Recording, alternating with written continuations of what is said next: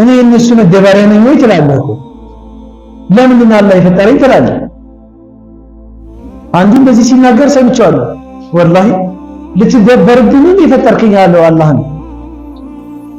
አያችሁ ፈተናው የሱ ያ ፈተና ሳያልፍ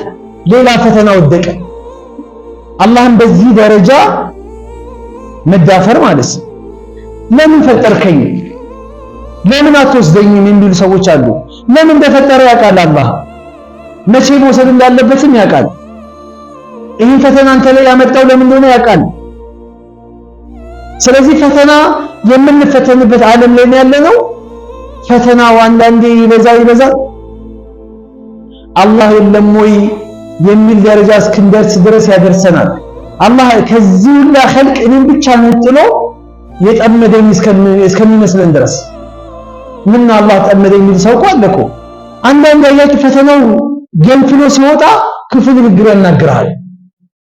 ነገ ለሚያልፍ ይሄ ጊዜ እኮ ያልፋል አላህ ያሳልፈዋል እኮ ሲያልፍ ይቼ የተናገርካት ንግግር ግን እድሜ ልክ እየጸጸተ ትኖራለህ ግን አላህ ነው አፉ ሊልህ ይችላል ነገ ማናልፈው የሚጸጸተን ነገር ዛሬ መናገር የለብንም